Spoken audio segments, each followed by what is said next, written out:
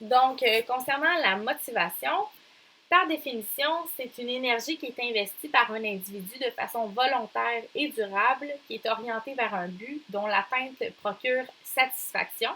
Donc, dans la définition même, il y a le mot satisfaction. C'est là qu'on peut vraiment voir qu'il y a un lien entre le concept de motivation et de satisfaction. Les deux vont s'influencer entre eux.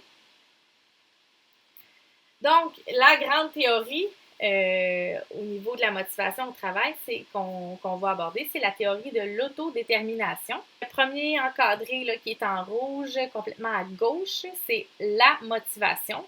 Donc, avec un L apostrophe. Donc, sans L apostrophe, ça donne à motivation, juste pour être sûr qu'on s'entende sur le même terme. Donc ça, la motivation, c'est vraiment un manque de motivation. Donc la motivation est à zéro. Donc c'est sûr qu'au niveau l'énergie est à son plus bas, il n'y a pas d'engagement au travail. Il y a vraiment un grand sentiment d'impuissance. Là. La personne n'est pas du tout engagée dans le fond ni motivée au travail. Ensuite, si on regarde le reste du tableau, on a comme deux grandes catégories. Donc d'un côté, il va y avoir la motivation qui est contrôlée. Et de l'autre côté, la motivation qui est autonome. Donc, la motivation contrôlée, c'est parce qu'elle provient de l'extérieur. La source de motivation est externe à la personne.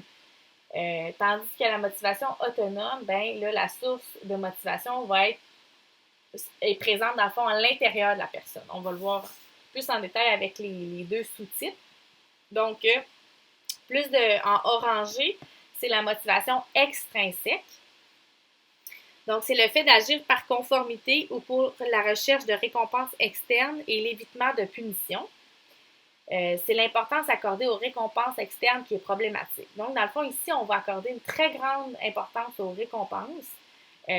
Puis, c'est ça, dans le fond, qui va être notre seule et unique source de motivation. Donc, par exemple, au travail, ben, c'est sûr qu'une motivation qui est externe à nous, qui est extrinsèque, ça serait le salaire. C'est un très bon exemple de récompense, dans le fond.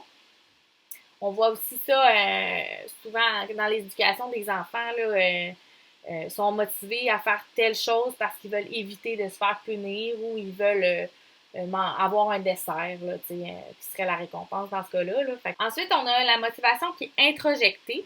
Donc, la valeur personnelle de l'individu va varier selon les performances au travail. Donc, la motivation devient vraiment au niveau, c'est vraiment la performance qui va décider si la personne est motivée ou non.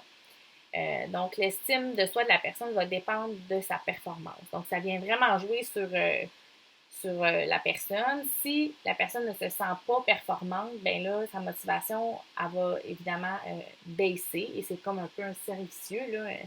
Moins on est motivé, souvent, moins on est performant. Donc, encore une fois, c'est sûr que c'est pas lié, par exemple, au salaire, là, fait qu'on peut avoir l'impression que c'est déjà mieux vu que ça vient un petit peu plus de la personne, de sa propre performance. Mais on s'entend, l'évaluation de la performance au travail, c'est toujours un petit peu variable. Euh, donc, c'est une motivation je dirais que c'est quand même pas la meilleure là, à avoir en tant que telle. Ensuite, si on se passe à droite d'un carré, on a la motivation identifiée, qui est le fait d'accomplir la tâche par conviction personnelle, car elle est jugée importante ou car elle correspond aux valeurs de l'individu. Donc, on voit déjà une grande distinction là, avec les deux motivations contrôlées. Là, ça vient vraiment à l'intérieur de la personne. Elle, selon ses propres valeurs, c'est quelque chose la tâche, dans le fond, elle vient correspondre à ses valeurs. C'est sûr qu'on va dire que la tâche n'est pas nécessairement agréable, mais elle va être importante pour la personne. Donc, ça ne veut pas dire que la personne elle va aimer faire cette tâche-là, mais la personne va trouver que c'est important de le faire, donc elle va être motivée à le faire. Donc, par exemple, il y a certaines tâches dans notre travail, c'est vrai que c'est pas toujours agréable, mais si je trouve ça important, ben je vais quand même être motivée à le faire. Et pour terminer, la motivation intrinsèque. C'est le fait d'accomplir une tâche par intérêt, par plaisir, pour la satisfaction qui en est retirée. C'est la motivation, on va dire, qui est la plus autodéterminée. On est motivé de le faire parce que ça nous procure vraiment un plaisir. À l'intérieur de nous, là, c'est vraiment une tâche qui nous rend complètement satisfaits. En bas du tableau, vous avez une flèche là, dans laquelle il est écrit conséquences. Vous allez pouvoir ajouter un petit moins à gauche et un petit plus à droite. Puis si vous voulez prendre des petites notes dans les marges, là, je sais qu'il n'y a pas beaucoup de place, là, mais dans le fond, il a été démontré là, avec les recherches que des degrés élevés de motivation autonome, qui est vers la droite, ça va être positivement corrélé à des conséquences qui sont favorables, tant au niveau psychologique, physique, comportemental, économique. Donc, ce que ça veut dire, c'est que plus la personne est motivée de façon autonome, donc plus vers la motivation intrinsèque, plus ça va être positif pour tout ce qui est sa santé physique et mentale, en fait. En gros, c'est ça que ça veut dire. Et à l'inverse, le principe est le même. Plus la motivation est extrinsèque ou contrôlée, donc vers la gauche, plus les conséquences sur la santé physique et mentale vont être négatives. Alors maintenant, pour mettre en application la théorie qu'on vient de voir, je vous invite à lire le texte La motivation au travail selon la théorie de l'autodétermination. Donc, c'est directement en lien avec la théorie, là, mais ça pousse un petit peu plus loin encore. Et puis, ça va vous permettre de répondre aux énoncés suivants. Donc, pour les 4 énoncés, je vous demande d'inscrire si c'est vrai ou si c'est faux. Les réponses sont vraiment dans le texte. Donc, c'est maintenant le moment de faire pause à ma douce voix, de lire le texte, et puis ensuite, vous pourrez reprendre là, la capsule. Alors, une fois que vous avez répondu aux différents énoncés, je vais y aller rapidement. Dans le fond, est-ce que le supérieur immédiat est souvent identifié comme étant un facteur ayant un impact sur le vécu psychologique au travail? C'est vrai. C'est pourquoi c'est vraiment important en tant que gestionnaire de porter une grande attention à la façon dont on s'adresse et on se comporte auprès de nos employés. C'est parce que ça a vraiment un impact, c'est prouvé là, selon les études que ça a un impact sur leur vécu psychologique au travail. Ensuite, l'empathie est une qualité à développer en tant que gestionnaire, vrai. Le fait de reconnaître, de comprendre et de prendre en compte la perspective de son employé permet de favoriser la satisfaction au travail de celui-ci. Ensuite, il n'est pas nécessaire d'expliquer à l'employé le pourquoi du comment des tâches qu'il doit faire. Mais comme on l'a vu un petit peu là, aussi avec la théorie, expliquer le rationnel et les raisons derrière chaque demande et règlement permet à l'employé de mieux comprendre pourquoi il doit faire ce qu'on lui demande, ce qui l'amène à avoir un plus grand sentiment d'utilité. Et puis ça, ben, ça fait partie d'un des besoins là, qui nous permet d'être plus satisfaits au travail. Ensuite, menacer de punir son employé fonctionne bien pour le motiver à bien travailler. C'est un peu le même principe qu'avec les enfants. Eh bien, c'est faux. Avoir recours aux menaces est un comportement à éviter. Vraiment, là, c'est vraiment pas la bonne façon de s'y prendre là, en tant que gestionnaire. D'ailleurs, c'est la même chose avec les enfants. C'est sûr que les punitions, ça fait encore partie là, de l'éducation, mais c'est sûr que de menacer, de punir, c'est pas la meilleure façon. On dit toujours que c'est mieux de renforcer les bons comportements, donc de féliciter quand l'employé fait le travail comme il se doit, plutôt que de le punir ou de le menacer de le punir lorsqu'il ne le fait pas bien. Ensuite, prochaine activité d'application, je vous invite à lire les énoncés, ben, pas les énoncés, là, mais le court texte là, qui parle de 2 travailleurs qui sont différents. Et puis, c'est d'identifier, de déterminer en fait si les travailleurs sont davantage animés par un type de motivation qui est contrôlé ou plus autonome. Donc, pour Richard et Albert, là, vous pouvez répondre dans votre cahier.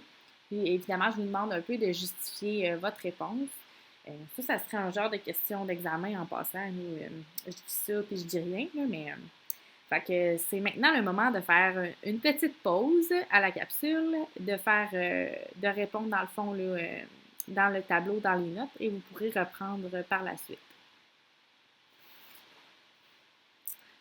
Alors, on corrige rapidement ensemble. Pour Richard, on peut dire que sa motivation est davantage contrôlée. Il va aborder ce que ça va lui apporter son travail au niveau externe, comme par exemple le salaire, qu'on a vu que c'était plus lié à la motivation qui est extrinsèque. Aussi, sa valeur personnelle semble être définie par ses performances au travail. Donc, donc on voit qu'il se base beaucoup selon l'évaluation de ses élèves. Donc, le lien avec la performance au travail, c'est plutôt lié à la motivation qui est introjectée. Tandis que de son côté, Albert semble avoir une motivation qui est davantage autonome, car il y a du plaisir. Donc, on voit qu'il chantonne, ça pourrait être un signe qu'il y a du plaisir.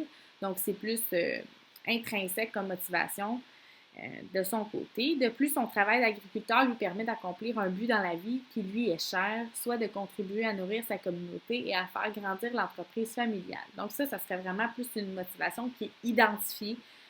C'est vraiment là, c'est lié avec son but dans la vie, là, ça lui procure un grand plaisir, tout ça. Donc, vous voyez un peu le genre, tu sais, dans le fond, ça c'est vraiment un exemple de question, d'études de cas qui pourrait vous être posée éventuellement. Donc, c'est un peu ça à quoi je m'attends comme réponse au niveau, quand je dis justifier brièvement, c'est vraiment de faire un lien avec la théorie et ce que vous venez voir comme petite mise en situation. Pour terminer, là, par rapport à la motivation au travail, on dit que la perception de certains de ces besoins-là est différente selon la génération à laquelle appartiennent les employés, les patrons, etc. Donc, en lien avec les différences entre les différentes générations qu'on a vues, qu'on a fait le retour d'ailleurs au début de cette séance-là, je vous demande de répondre à la question suivante en tenant compte de ces différences-là.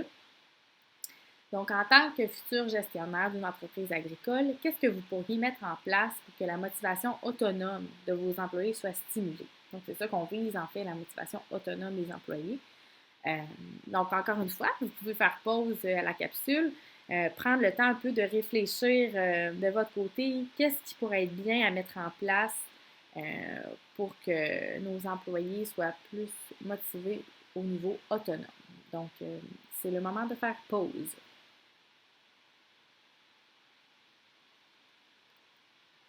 Donc, je suis convaincue que les moyens que vous avez notés, c'est des bonnes idées. Je vous donne quand même quelques éléments de réponse là, pour ceux qui étaient comme en manque d'inspiration. Donc, on avait surtout ciblé la génération X et la génération Y. Donc, pour les personnes de la génération X, c'est sûr que ça va être important d'expliquer nos choix. Donc, pourquoi on a pris telle décision. On veut les amener à comprendre pourquoi on a choisi ça. Ils vont chercher beaucoup un sens à leur travail, donc c'est de leur expliquer pourquoi ils font les choses, à quoi ça va servir. C'est lié en fait aux besoins d'utilité qu'on a parlé précédemment. Ensuite, c'est des personnes qui vont rechercher des défis, des initiatives, d'être impliquées dans la prise de décision. Donc, pour qu'ils soient plus motivés, là, ça va être de leur demander leur avis. Quand on a des décisions à prendre, de leur demander un peu qu'est-ce qu'ils feraient eux. Ça ne veut pas dire qu'on fait absolument qu'est-ce qu'ils auraient voulu, mais c'est plus de dire on prend en compte quand même leur avis, leur opinion. Ensuite, orienter vers les résultats, plus au niveau de l'équilibre de vie, donc toujours prendre ça en compte aussi. Et c'est sûr qu'eux, il faut faire attention, hein, on a vu, sont moins peut-être loyaux, donc ça leur dérange moins de changer d'emploi. Donc, s'ils ne trouvent pas vraiment de motivation à leur travail, ben ils vont partir. Donc, c'est sûr que c'est important quand même de venir mettre de l'effort, dans le fond, sur leur motivation pour pouvoir les garder avec nous. Tandis que pour les employés de la génération Y, eux, ils n'aiment pas beaucoup la hiérarchie, donc il faut essayer de créer des rapports qui sont plus égalitaires, même si ça demeure vous le gestionnaire de la ferme. Ils ne veulent pas vraiment sentir que vous êtes leur patron. Là. Je sais que ça peut être tiré par les cheveux, là, mais c'est d'essayer justement de créer des liens d'amitié avec eux, de comprendre qu'ils sont autant importants dans le travail que vous, puis de les inclure beaucoup là, aussi. Ils aiment être reconnus. Ça prend beaucoup de valorisation, donc beaucoup d'encouragement quand ils font un bon travail, de leur mentionner. C'est super important pour eux. Aussi leur offrir des choix pour qu'ils sentent qu'ils sont quand même autonomes, justement, qu'ils font des choix. Et la qualité de vie va être importante. Donc, faire, par exemple, des compromis entre, par exemple, qui veulent quitter plus tôt une journée, ben OK, tu peux quitter plus tôt, mais l'autre journée, tu arriveras plus tôt, là, tu sais, des choses comme ça pour avoir une certaine flexibilité à ce niveau-là. C'est sûr que pour eux, ça va être quand même une source de motivation. Alors, voilà pour ce qui est de la satisfaction et de la motivation au travail. Ensuite, on enchaîne avec le stress.